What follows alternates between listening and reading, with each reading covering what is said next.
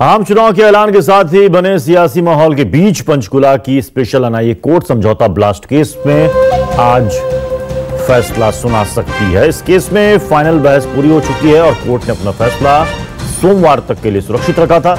पिछले बुधवार को एनआईए कोर्ट में इसकी सुनवाई हुई थी। सुनवाई के दौरान एनआईए कोर्ट में समझौता ब्लास्ट के मुख्य आरोपी असीमानंद, लोकेश शर्मा, कमल चौहान और राजेंद्र चौधरी कोर्ट के समक्ष पेश हुए।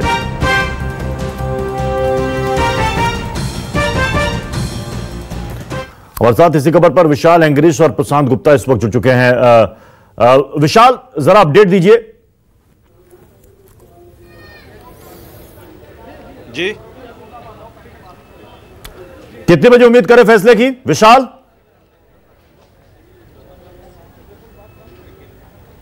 जी, कुछ देर बाद ही फैसला आने की उम्मीद की जा रही है, लेकिन जो वकील बता रहे हैं कि फैसला दोपहर के बाद ही आ सकता है। और इस समय जो 3 आरोपी हैं एनआईए कोर्ट में पेश हो चुके हैं, जिसमें लोकेश शर्मा और दूसरे 2 आरोपी हैं जिनको अंबाला की जेल से यहाँ पे सख्त सुरक्षा के बीच में लेके आया भी गया है। और लोकेश शर्मा के साथ भी हमने बात करने की कोशिश की तो उसका कहना था कि इंतज़ार कीजिए, लेकिन वहीं पर जो तीनों आरोपियों में से कोई भी बोला नहीं, ना ही किसी तरह की कोई टिप्पणी की है कि किस तरह से आज ये फैसला आ सकता है। फिलहाल जो सभी की नजरें एनआईए कोर्ट के ऊपर लगी हुई हैं। अभी तक जो असीमानंद है, स्वामी असीमानंद, वो भी नहीं इस समय पहुंचे हैं, लेकिन यही जो हमारे सूत्र बता रहे हैं कि थोड़ी देर बाद वो भी कोर्ट में पहुंच जाएंगे और जो कोर्ट की प्रक्रिया है वो शुरू हो जाएगी। चलिए विशाल, आप नजर बना के रखिए, मैं प्रशांत का रुख करूंगा। प्रशांत, 12 साल के बाद इस पर आज अहम फैसला आ सकता है और अगर फैसला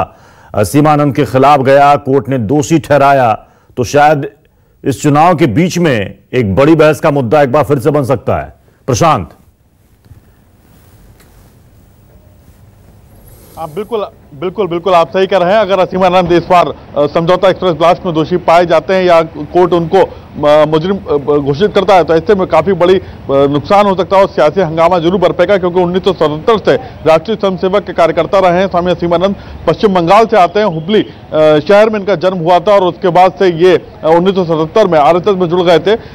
कहा ये आरोप यहाँ तक लगे थे कि सिर्फ समझौता ब्लास्ट में नहीं बल्कि मालेगांव ब्लास्ट में, अजमेर दरगाह के पास जो ब्लास्ट हुआ वहां पर, और हैदराबाद के जो मक्का मस्जिद है वहां पर जो ब्लास्ट हुए वहां पर भी असीमानंद का हाथ था। लेकिन इन सभी आरोपों से वो बरी हो चुके हैं और अब सिर्फ समझौता ब्लास्ट केस ही उनके ऊपर बचा हुआ है। अगर आज किसी तरह से भी अगर वो गिरते हैं या फिर कोर्ट उनको दोषी पाती है तो ये सियासी भूचाल जरूर आएगा। चलिए, बहुत बहुत शुक्रिया आप दोनों का हमारे साथ जुड़ने के लिए।